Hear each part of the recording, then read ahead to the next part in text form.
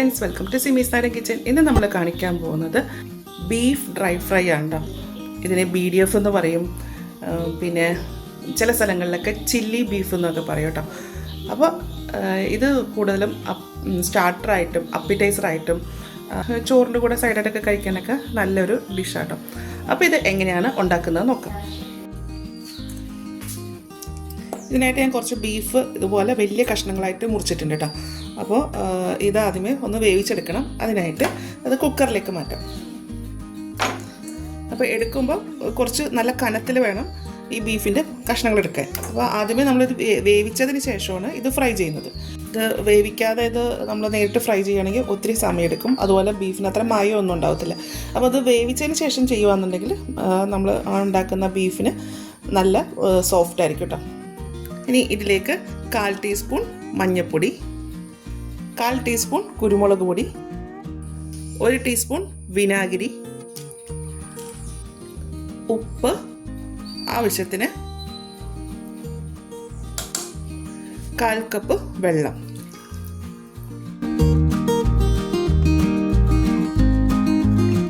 ഇതെല്ലാം നന്നായിട്ട് യോജിപ്പിച്ചിട്ടുണ്ട്. ഇനി ഇത് ഒന്ന് നന്നായിട്ട് വേവിച്ചെടുക്കുക കേട്ടോ. ഇത് വേവിക്കുമ്പോൾ ഒരു 1/4 വേവ് ആകാൻ പാടുള്ളൂ കേട്ടോ. ബീഫ് ഇതേപോലെ വേവിച്ച് വെച്ചിട്ടുണ്ട് കേട്ടോ. ഇത് ഞാൻ എങ്ങനെയാണ് വേവിച്ചതെന്ന് വെച്ചാൽ ഫുൾ ഫ്ലെയിമിൽ 1 വിസിൽ, പിന്നെ ഫ്ലെയിം നല്ല ലോ ആക്കിയതിന് ശേഷം 5 വിസിൽ വരുന്നത് വരെ വേവിച്ചു കേട്ടോ. ഇതേപോലെ ഒരു 1/4 വേവ് ആയിട്ടുള്ളൂ കേട്ടോ. ചെറിയ ക്വാണ്ടിറ്റിയൊക്കെ ആകുമ്പോഴത്തേക്കും കുക്കറിൽ വേകാനായിട്ട് കുറച്ച് താമസം വരും കേട്ടോ. അപ്പോൾ ഇതേപോലെ ആക്കി വെച്ചിട്ടുണ്ട്. അതുപോലെ നമുക്ക് അത് വേവിച്ചപ്പോൾ കുറച്ച് സ്റ്റോക്കും കിട്ടിയിട്ടുണ്ട് കേട്ടോ. ഇനി ഇതിന് മസാല ഉണ്ടാക്കുമല്ലോ, അപ്പോൾ അതിലൊഴിക്കാനായിട്ട് വേണം കേട്ടോ. ഇതങ്ങോട്ട് മാറ്റി വെച്ചേക്കാം. ഇങ്ങനെ നീളത്തിലാണ് കട്ട് ചെയ്യേണ്ടത്, ഇതേപോലെ. എന്നിട്ട് ഇതിപ്പോൾ ഇച്ചിരി കനമുണ്ടല്ലോ, കനമുള്ളതുകൊണ്ട് ഞാനിതിനെ വീണ്ടും ഒന്ന് രണ്ടായിട്ടൊന്ന് മുറിക്കുന്നുണ്ട് കേട്ടോ. ഇതേപോലെ എത്രയും കനം കുറഞ്ഞിരിക്കുന്നോ അത്രയും നല്ലത്. അപ്പോൾ ഇതെല്ലാം നമുക്കൊന്ന് മുറിച്ചെടുക്കാം കേട്ടോ. ഇതേപോലെ ഇങ്ങനെ ചെറിയ കഷ്ണങ്ങളായിട്ട് മുറിച്ചിട്ടുണ്ട് കേട്ടോ. ഇനി നമുക്ക് ഇതിനൊരു മസാല ഉണ്ടാക്കാം. ഇതിൻ്റെ മസാലയ്ക്കായിട്ട് ഒരു 1/4 ടീസ്പൂൺ മഞ്ഞൾപ്പൊടി, 1 teaspoon Kashmiri chilli powder, 1/4 teaspoon കുരുമുളക് പൊടി, 1 teaspoon crushed chilli, 1 teaspoon garam masala powder. ഈ ഗരം മസാല പൗഡറിൻ്റെ അകത്ത് ഞാൻ പെരുംജീരകം ചേർത്തിട്ടുണ്ട്. അപ്പം പെരുംജീരകം ചേർത്തിട്ടില്ല എന്നുണ്ടെങ്കിൽ ഒരു 1/2 ടീസ്പൂൺ പെരുംജീരകം പൊടിച്ചതും കൂടെ ചേർക്കാം കേട്ടോ. 1 ടീസ്പൂൺ മല്ലിപ്പൊടി, 2 ടേബിൾ സ്പൂൺ കോൺഫ്ലോർ. അപ്പോൾ ഞാൻ ചേർക്കുന്നത് കൂവപ്പൊടിയാണ്, അരോറൂട്ട് പൗഡർ ആട്ട ചേർത്തേക്കുന്നത്. 1/2 ടേബിൾ സ്പൂൺ സോയാ സോസ്. ശേഷം ഇതെല്ലാം കൂടെ ഒന്ന് നന്നായിട്ടൊന്ന് മിക്സ് ചെയ്യാം കേട്ടോ. ശേഷം ഇതിലേക്ക് ബീഫിൻ്റെ സ്റ്റോക്ക് ഒഴിച്ചു കൊടുക്കാം. എന്നിട്ട് അതൊന്ന് യോജിപ്പിച്ചിട്ട് ഇതിലേക്ക് നമുക്ക് ബീഫ് ഇട്ട് കൊടുക്കാം കേട്ടോ. അപ്പോൾ വേറെ ഉപ്പ് ഞാൻ ചേർക്കണില്ല, ബീഫിൻ്റെ സ്റ്റോക്കിൻ്റെ അകത്ത് ഉപ്പുണ്ടല്ലോ, അപ്പോൾ ആ ഉപ്പ് മതി കേട്ടോ. ഇനി ഇത് ബീഫ് ഇട്ടിട്ട് ഒന്ന് നന്നായിട്ടൊന്ന് മിക്സ് ചെയ്തെടുക്കാം. ഇനി ഇതെല്ലാം കൂടെ നന്നായിട്ടൊന്ന് മിക്സ് ചെയ്യാം കേട്ടോ. ഇതൊരു 1/2 മണിക്കൂർ നേരത്തേക്ക് ഈ മസാലയൊക്കെ പിടിക്കാനായിട്ട് ഒന്ന് മാറ്റി വെക്കാം.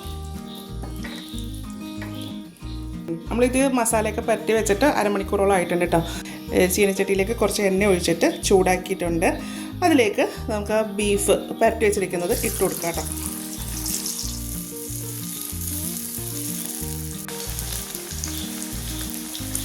ഇത് എണ്ണയിലേക്ക് ഇട്ടതിന് ശേഷം ഉടനെ ഇളക്കാൻ പാടില്ല കേട്ടോ. 2 മിനിറ്റ് അങ്ങനെ കിടന്നതിന് ശേഷം മാത്രമേ ഇത് ഇളക്കാൻ പാടുള്ളൂ കേട്ടോ. അതുപോലെ ഇത് എണ്ണയിലേക്ക് ഇടുമ്പോഴത്തേക്കും സ്റ്റൗവിൻ്റെ ഫ്ലെയിം നല്ല ഹൈ ആയിരിക്കണം. അതുപോലെ എണ്ണ നന്നായിട്ട് ചൂടായിട്ടും ഉണ്ടായിരിക്കണം കേട്ടോ. ഇത് ഇട്ടതിന് ശേഷം സ്റ്റൗവിൻ്റെ ഫ്ലെയിം മീഡിയത്തിലേക്ക് മാറ്റാം. എന്നിട്ട് ഇത് ഒന്ന് ഫ്രൈ ചെയ്തെടുക്കാം. ഒരുപാട് അങ്ങോട്ട് ഡ്രൈ ആകണ്ട. അപ്പോൾ ഇത് ഭയങ്കര റബ്ബർ പോലെ നമുക്ക് കഴിക്കാനായിട്ട് കുറച്ച് ബുദ്ധിമുട്ട് വരും കേട്ടോ. അപ്പോൾ ഇത് ജസ്റ്റ് ഒന്ന് പുറമേയുള്ള കോട്ടിങ്ങൊക്കെ ഒന്ന്, ഓൾറെഡി ബീഫ് വെന്തതാണല്ലോ, ഒന്ന് ചെറുതായിട്ടൊന്ന് ഇത് കൂടെ അയച്ചാൽ മതി കേട്ടോ. ഒരു 2 മിനിറ്റ് ആയിട്ടുണ്ട്. ഇനി ഇതൊന്ന് ഇളക്കി കൊടുക്കാം കേട്ടോ. ഇതൊന്ന് മറിച്ചിടാം. ഒട്ടിപ്പിടിച്ചിരിക്കുന്നുണ്ടെങ്കിൽ അതൊന്ന് വിടിയിച്ച് കൊടുത്തേച്ചാൽ മതി കേട്ടോ. അതല്ലാന്നുണ്ടെങ്കിൽ ഫ്രൈ ചെയ്ത് മാറ്റിയതിന് ശേഷം ഒന്ന് വിടിയിച്ചെടുത്താലും മതി. അങ്ങ് ഭയങ്കരമായിട്ടൊന്നും ഒട്ടിപ്പോകത്തൊന്നുമില്ല. അത് ഈ കോൺഫ്ലോറൊക്കെ ചേർത്ത് നമ്മൾ കോട്ട് ചെയ്യുന്നതല്ലേ, അതുകൊണ്ടാണ് അതിങ്ങനെ ഒട്ടിയിരിക്കുന്നത്. അല്ലെങ്കിൽ ഒരു പരന്ന പാത്രത്തിൽ ഫ്രൈ ചെയ്യുവാണെങ്കിൽ ഇതേപോലെ ഇങ്ങനെ എല്ലാം കൂടെ കൂടിയിരിക്കത്തില്ല. അപ്പോൾ ഇത് എല്ലാം കൂടി ഇട്ട് വന്നിട്ടുണ്ട് കേട്ടോ. ഇതിപ്പോൾ ലാസ്റ്റത്തെ ട്രിപ്പാണേ, അതും ഫ്രൈ ചെയ്തിട്ടുണ്ട് കേട്ടോ. ഇത് ഫ്രൈ ചെയ്യുമ്പോൾ എപ്പോഴും ശ്രദ്ധിക്കുക, ഒരുപാട് മൂക്കാൻ വറക്കരുത് കേട്ടോ. വറുത്ത് കഴിഞ്ഞാൽ ഇത് ഭയങ്കര ഹാർഡായി പോകും. ഇനി ഇതിലേക്ക് കുറച്ച് പച്ചമുളക് കേട്ടോ, അത് ഞാൻ രണ്ടായിട്ട് കീറിയിട്ട് അതിൻ്റെ ഉള്ളിലെ അരിയൊക്കെ എടുത്ത് മാറ്റിയിട്ടുണ്ട് കേട്ടോ. അപ്പോൾ ഇത് എരിവുള്ള പച്ചമുളകായിരുന്നു. അപ്പോൾ എരിവുള്ള പച്ചമുളകാണെങ്കിൽ ആ അതിൻ്റെ അരി മാറ്റിയിട്ട് വേണം ഇതിലേക്ക് ഇടാൻ കേട്ടോ, അല്ലെങ്കിൽ ഭയങ്കര സ്പൈസി ആയിരിക്കും. കറിവേപ്പില, ഇത് ഈ വറുത്ത് വെച്ചിരിക്കുന്ന ഈ ബീഫും എൻ്റെ അടുത്തേക്ക് ഇടാം. അപ്പോൾ ബീഫ് ഫ്രൈ റെഡി ആയിട്ടുണ്ട് കേട്ടോ. ഇനി ഇത് നമുക്ക് ചൂടോടുകൂടി തന്നെ ഇത് സെർവ് ചെയ്യാം കേട്ടോ. അപ്പോൾ ഇതുപോലെ ഒന്ന് ഉണ്ടാക്കി നോക്കൂ കേട്ടോ. ഉണ്ടാക്കി നോക്കിയിട്ട് ഇതിൻ്റെ അഭിപ്രായം എൻ്റെ കമൻറ്റ് ബോക്സിൽ ഇടുക. എൻ്റെ ചാനൽ ആദ്യമായിട്ടാണ് കാണുന്നതെങ്കിൽ സബ്സ്ക്രൈബ് ചെയ്യുക. വീഡിയോ ഇഷ്ടമായിട്ടുണ്ടെങ്കിൽ ലൈക്ക് ചെയ്യുക, ഷെയർ ചെയ്യുക. അപ്പോൾ ഇനി അടുത്ത ദിവസം അടുത്ത റെസിപ്പിയുമായി കാണാം. Thank you.